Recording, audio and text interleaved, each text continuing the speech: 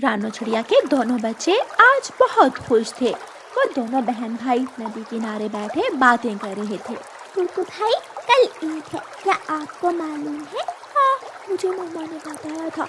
और पता है, इस बार पापा ने मुझे ईद पर बड़ी खिलौना बंदूक लेकर देने का वादा किया था। तो कल ईद के दिन पापा से बड़ी गुड़िया लूंगी जो डांस भी करती है और उसमें से रोशनियाँ भी निकलती हैं।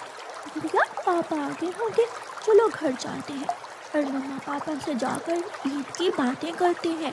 फिर दोनों बहन भाई अपने घर चले जाते हैं। मम्मा पापा, हमारे नए शूज आ गए हैं क्या? नहीं, मैं अपने बच्चों को साथ लेकर जाऊंगा और अपने बच्चों को उनकी पसंद के नए शूज लेकर दूंगा। लेकिन पापा, क्या आज ईद का चांद नजर आ जाएगा ना? ये तो रात होने पर ही मालूम होगा। मैंने सारी तैयारी कर ली है। मीठी सवैयां भी बनानी है मुझे कल। गुड़िया बेटी, आपको कल सुबह सवेरे उठना होगा और मीठी सवैयां सबके घरों में देकर आना आप। मम्मा, मैं भी जाऊंगा। मैं भी गुड़िया बहन की मदद करूंगा।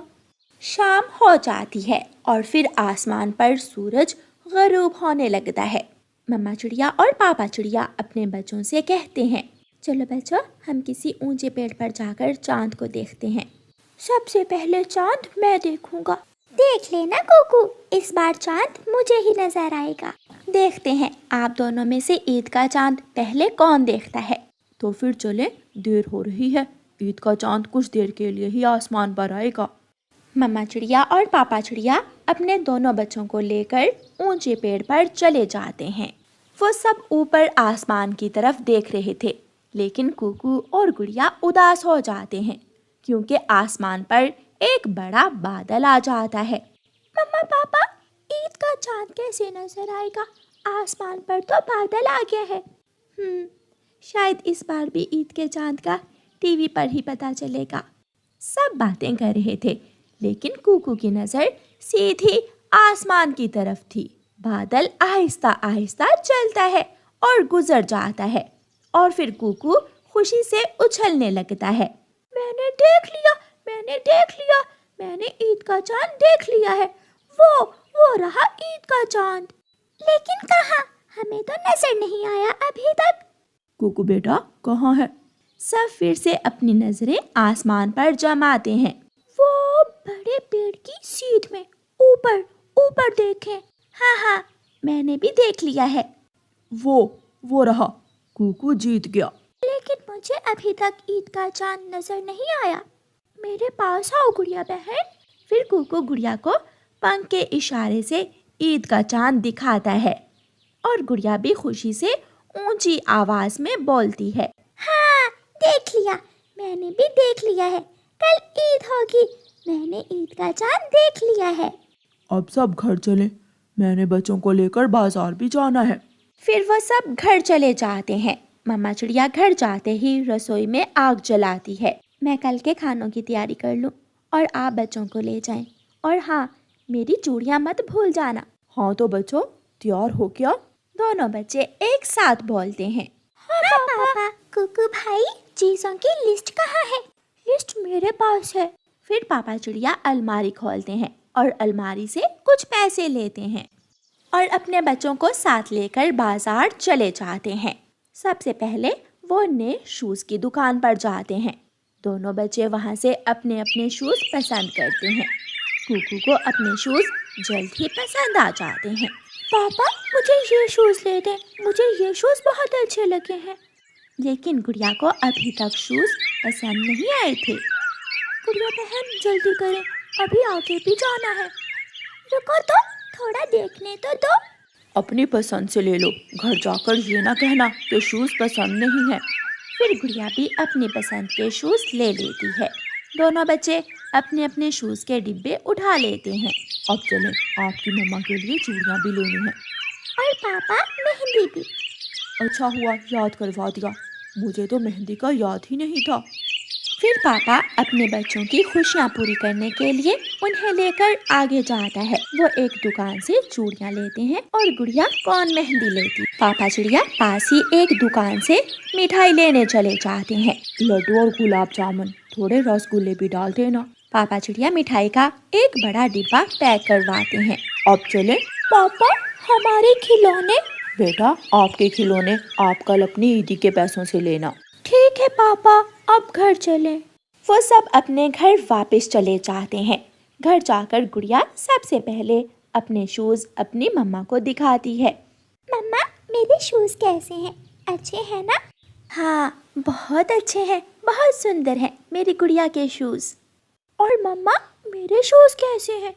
मेरे कुकू के शूज भी बहुत सुंदर हैं। पापा चिड़िया गुड़िया की मम्मा को चूड़ियाँ दिखाते हैं। मैंने ये चूड़ियाँ पसंद की हैं आपके लिए। ये चूड़ियाँ भी बहुत सुंदर हैं, लेकिन आपने अपने लिए क्या लिया है?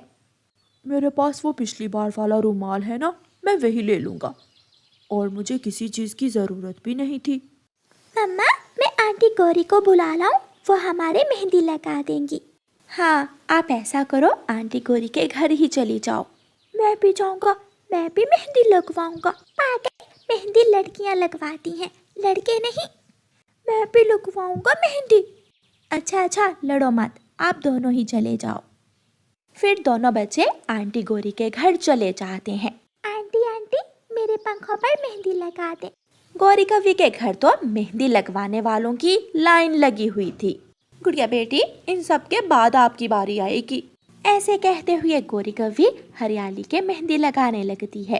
कुकू और जग्गू एक तरफ बैठकर टीवी देखने लगते हैं। क्या लेकर दिया आपके पापा ने आपको? मेरे पापा ने मुझे नए शूज लेकर दिए और ढेर सारी चीजें। मेरे पापा भी मेरे लिए शूज लेकर आने ही वाले होंगे। थोड़ी देर बाद जग्गू कौवे का पापा कालू कौवा भी घर आ जाता है। पापा, मेरे नए शूज कहाँ हैं?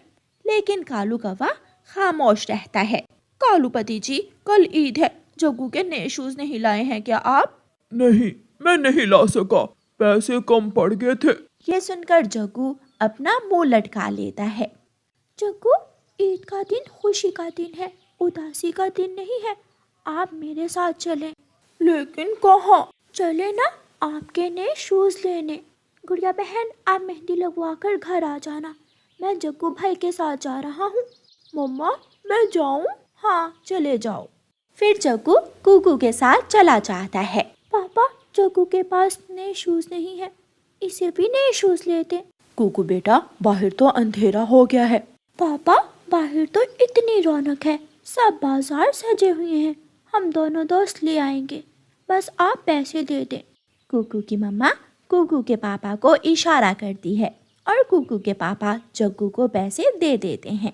दोनों दोस्त नए शूज लेने चले जाते हैं। गुड़िया भी अपने पंखों पर मेहंदी लगवा लेती है। जग्गू नए शूज लेकर बहुत खुश था। सब अपने अपने घरों को चले जाते हैं। कुकू भी अपने घर आ जाता है। गुड़िया भी आ गई थी। मम्मा, मेरे पंख कैसे लग रहे हैं? बहुत सुंदर लग रही है मेरी बेटी। वो सब बातें करते करते सो जाते हैं। चांद रात गुजर जाती है और फिर आ जाता है ईद का दिन। कुकू की मम्मा ने सुबह ही उठकर मीठी सेवइयां बना ली थी। गुड़िया और कुकू सब पड़ोसियों के घरों में मीठी सेवइयां लेकर जाते हैं। कुकू और गुड़िया अपने पापा के साथ ईद की नमाज पढ़ने जाते हैं और फिर सारा दिन वो जंगल के बाजारों में घूमते हैं, क्योंकि जंगल के बाजार तो आज बहुत सजे हुए थे। ऐसे जंगल के पक्षी ईद की खुशियाँ मनाते हैं। प्यारे दोस्तों, आप सबको हमारी तरफ से ईद की शुभकामनाएं। रानो चिड़िया की ऐसी कहानियाँ सुनने के लिए YouTube सर्च बार में रानो चिड़िया की कहानी लिखें या फिर ये बटन दबाकर बोलकर कहें रानो चिड़िया की कहानी। कौवा और चिड़िया पड़ोसी थे। कौवा चिड़िया के पास आता है। चिड़िया चिड़िया, थोड़ा खट्टा थोड़ा मीठा रस से भरा हुआ एक फल है जिसे इंसान संतरा कहते हैं, क्या तुम वो संतरा खाओगी? ये सुनकर चिड़िया के मुंह में पानी आ जाता है। हाँ कौवे भैया, मगर हमें वो फल मिलेगा कहाँ से? बहुत आसान है, हमें वो फल किसान के खेत से मिलेगा। फिर कौवा और चिड़िया किसान के खेत से संतरे का फल खाने चले जाते हैं। किसान पेड़ के नीचे सोया हुआ था। पके हुए लाल लाल संतरे देखकर चिड़िया और कौवे के मुंह से पानी आ रहा था। कौवे भैया, वो किसान सो रहा है, मैं पेड़ के ऊपर जाकर संतरे तोड़ती हूँ और तुम नीचे से इकट्ठे करना। और फिर हम जंगल में जाकर मजे मजे से खाएंगे। फिर वो ऐसा ही करते हैं। चिड़िया पेड़ के ऊपर बैठ जाती है, वो संतरे तोड़ तोड़ कर नीचे गिराती है और कालू कौवा संतरे इकट्ठे करता है। बेख्याली में चिड़िया से एक संतरा किसान के सर के ऊपर गिर जाता है, जिससे वो किसान जाग जाता है। चोर चोर, मैं छोड़ूंगा नहीं तुम्हें। चिड़िया तो पेड़ के ऊपर थी। चिड़िया जल्दी से उड़ जाती है, मगर कौवा भागते हुए 2-4 संतरे उठाने के चक्कर में पकड़ा जाता है। किसान कौवे को टांगों से पकड़कर उल्टा लटका देता है। चोर चोर कहीं के, तुम्हें तो मैं पेड़ से बांध कर मारूंगा। किसान जी छोड़ दें, गलती हो गई, प्लीज मुझे छोड़ दें। मेरे बाप की तौबा, मैं फिर कभी इस दिशा में नहीं आऊंगा। हम इंसान इतनी आसानी से नहीं मानते।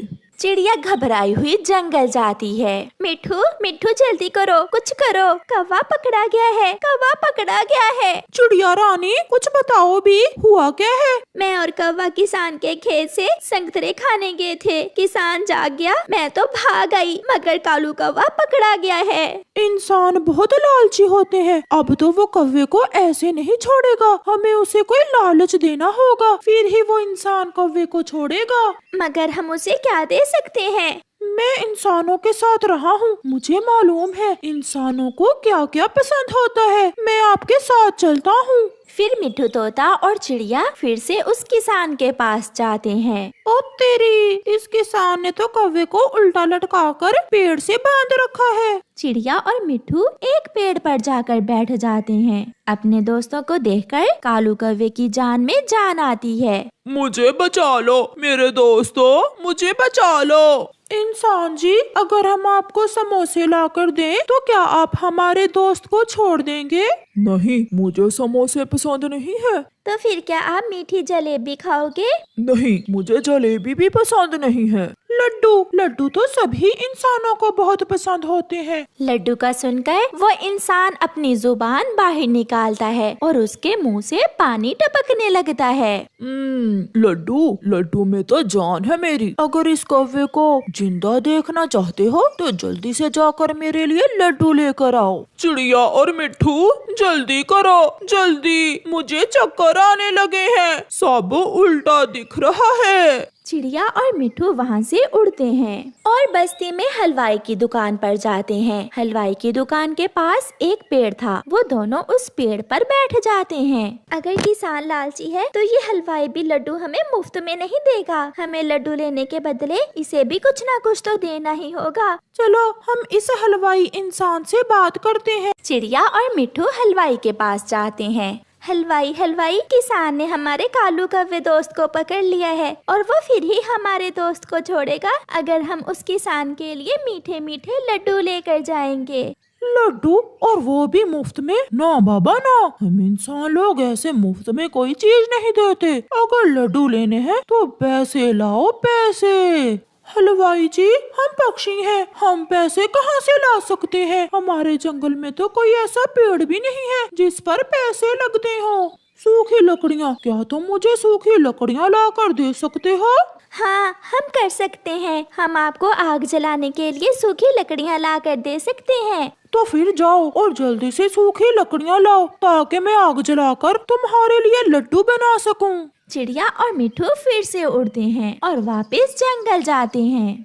जंगल में सूखे पेड़ों की कोई कमी न थी। चिड़िया और मिट्ठू तोता सूखे हुए पेड़ों से लकड़ियाँ तोड़ तोड़ कर जमा करते हैं। वो दोनों बहुत तेजी से सारा काम करते हैं। मिट्ठू भैया, आप यहाँ रुके, मैं अपने घर से रस्सी लेकर आती हूँ ताकि हम गठरी बांध सकें। तब तक मैं और लकड़ियाँ इकट्ठी करता हूँ। चिड़िया रस्सी लेने चली जाती है और मिट्ठू तोता अपनी तेज चोंच से फिर से लकड़ियाँ काटने लगता है।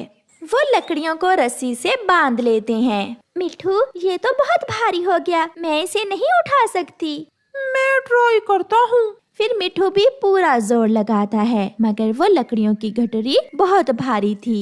ये तो बहुत मुश्किल है, मगर किसी भी तरह हमें अपने कौवे दोस्त को बचाना होगा। कबूतर वहाँ से गुजर रहा था। मिट्ठू कबूतर को आवाज देता है, कबूतर कबूतर रुको यार, यहाँ। कबूतर वहाँ आ जाता है। चिड़िया और मिट्ठू, आप इन लकड़ियों से क्या करने वाले हो?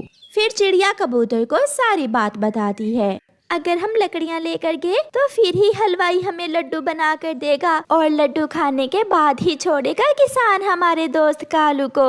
ये लकड़ियाँ ऐसे उठाना बहुत मुश्किल है। हम इन्हें 3 हिस्सों में बांट लेते हैं और हम अलग अलग गठरियाँ उठाकर ले जाते हैं। कबूतर भैया, ये तो बहुत आसान है। हम भी पागल ही थे, हमारे दिमाग में ये ख्याल ही नहीं आया। फिर वो ऐसा ही करते हैं, वो लकड़ियों को 3 हिस्सों में बांटकर बांधते हैं और ऐसे वो सब आसानी से लकड़ियाँ उठाकर हलवाई के पास पहुँच जाते हैं।